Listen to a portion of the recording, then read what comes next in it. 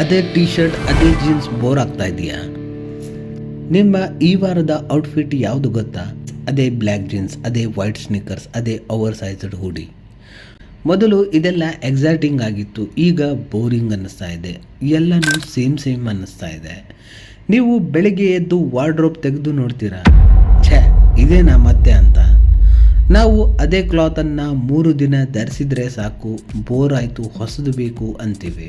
ಆದರೆ ಇದು ಕ್ಲಾತ್ ಮಾತ್ರವಲ್ಲ, ನಮ್ಮ ಕರಿಯರ್, ನಮ್ಮ ಹ್ಯಾಬಿಟ್, ನಮ್ಮ ರಿಲೇಷನ್ಶಿಪ್ ಎಲ್ಲದರಲ್ಲೂ ನಾವು ಅದೇ ಪ್ಯಾಟರ್ನನ್ನು ಫಾಲೋ ಮಾಡ್ತೀವಿ.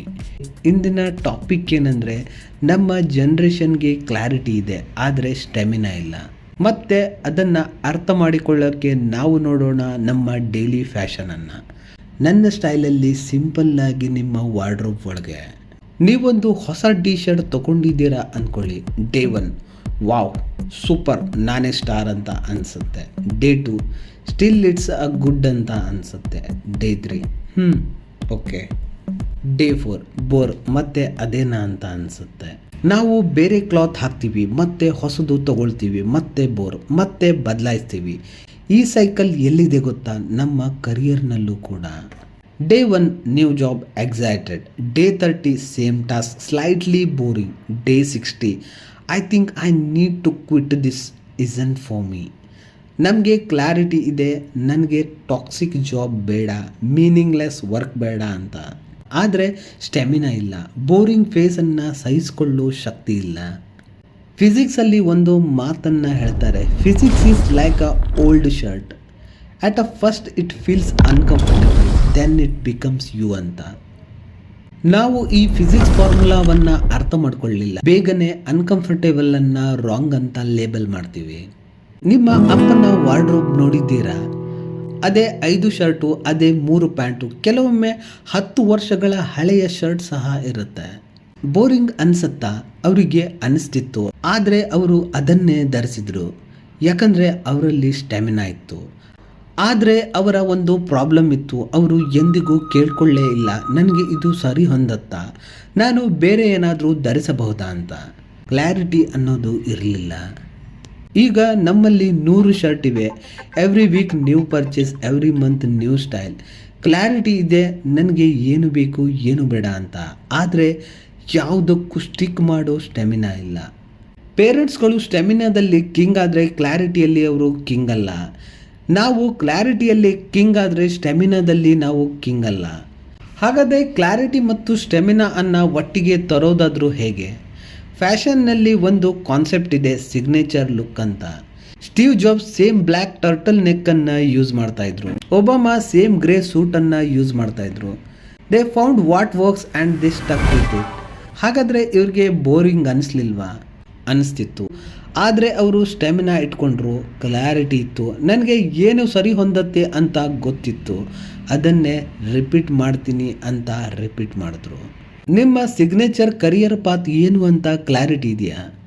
ಆಗ ಸ್ಟೆಮಿನಾನ ಬಿಲ್ಡ್ ಮಾಡಿ, ಬೋರಿಂಗ್ ಡೇಸನ್ನು ದಾಟಿ ರಿಪೀಟ್ ಮಾಡಿ ಮತ್ತು ಅಪ್ಗ್ರೇಡ್ ಮಾಡಿ. ಹೊಸ ಕ್ಲಾತ್ ಪ್ರತಿ ವಾರ ತಗೊಂಡು ಯಾವುದನ್ನು 4 ದಾಟದೆ ಹಾಗೆ ಸ್ಟೆಮಿನಾ ವಿತೌಟ್ ಕ್ಲಾರಿಟಿ 10 ವರ್ಷ ಒಂದೇ ಶರ್ಟ್ ಧರಿಸಿ, ಅದು ಸರಿ ಹೊಂದುತ್ತಾ ಅಂತ ಎಂದಿಗೂ ಕೇಳ್ಕೊಳ್ಳದ ಹಾಗೆ. ಸ್ವೀಟ್ ಸ್ಪಾಟ್, ನಿಮಗೆ ಸರಿ ಹೊಂದದ್ದನ್ನು ಹುಡುಕಿ ಆಮೇಲೆ ಅದನ್ನೇ ಡೀಪ್ ಆಗಿ ವೇರ್ ಮಾಡಿ, ಅಪ್ಗ್ರೇಡ್ ಮಾಡಿ ಮತ್ತು ರಿಪೀಟ್ ಮಾಡಿ. ಸರಿ, ಪ್ರಾಯೋಗಿಕವಾಗಿ ಏನು ಮಾಡಬಹುದು? 3 ಸ್ಟೆಪ್ಸ್ ಫ್ಯಾಷನ್ ಸ್ಟೈಲ್ನಲ್ಲೇ. Step 1, stop buying a new shirt every week. ಕಾರ್ನರ್ನಲ್ಲಿ ಒಂದು ಬೋರಿಂಗ್ ಟಾಸ್ಕ್ ಇದೆ ಅಂದರೆ ತಕ್ಷಣ ಕ್ವಿಟ್ ಮಾಡಬೇಡಿ. ಕನಿಷ್ಠ 30 ದಿನವಾದರೂ ಅದನ್ನು ಮಾಡಿ. ಬೋರಿಂಗನ್ನು ರಾಂಗ್ ಅಂತ ಲೇಬಲ್ ಮಾಡಬೇಡಿ. ಕನ್ನಡದಲ್ಲಿ ಒಂದು ಗಾದೆ ಇದೆ, ಒಂದು ಕಲ್ಲು ಸಾಕು ಬಾವಿ ತೋಡೋಕ್ಕೆ ಅಂತ. ರಿಪಿಟೇಷನ್ ಅನ್ನೋದು magic. Step 2, find your uniform.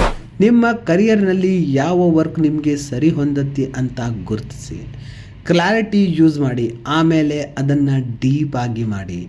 Boring ಅನಿಸಿದ್ರೂ ಸಹ. ಒಂದು ಸೈಂಟಿಸ್ಟ್ ಒಂದು ಪ್ರಾಬ್ಲಮನ್ನು 100 ದಿನ ಸ್ಟಡಿ ಮಾಡಿದ್ರು. ಮೊದಲು 20 ದಿನ ಎಕ್ಸೈಟಿಂಗ್ ಆಗಿತ್ತು, ಮುಂದಿನ 40 ದಿನ ಬೋರಿಂಗ್ ಆಗಿತ್ತು, ಕೊನೆಯ 40 ದಿನದಲ್ಲಿ ಒಂದು ಡಿಸ್ಕವರಿ ಆಗಿತ್ತು. Step 3, upgrade, don't replace. ಅದೇ ಶರ್ಟನ್ನು 5 ವರ್ಷವಾದರೂ ವೇರ್ ಮಾಡಿ, ಅಪ್ಗ್ರೇಡ್ ಮಾಡಿ ಬೆಟರ್ ಫಿಟ್ಟಿಂಗ್ ಮತ್ತು ಬೆಟರ್ ಫ್ಯಾಬ್ರಿಕನ್ನು ಯೂಸ್ ಮಾಡಿ.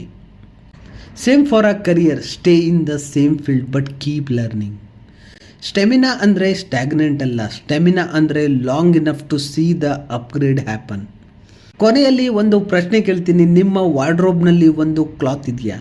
ನೀವು 100 ಟೈಮ್ ಧರಿಸಿದ್ದೀರಾ, ಬೋರಿಂಗ್ ಅನಿಸಿದೆಯಾ? ಆದರೆ ಅದನ್ನೇ ರಿಪೀಟ್ ಮಾಡಿದ್ದೀರಾ? ಅದು ನಿಮ್ಮ ಸ್ಟೆಮಿನಾವನ್ನು ತೋರಿಸುತ್ತೆ.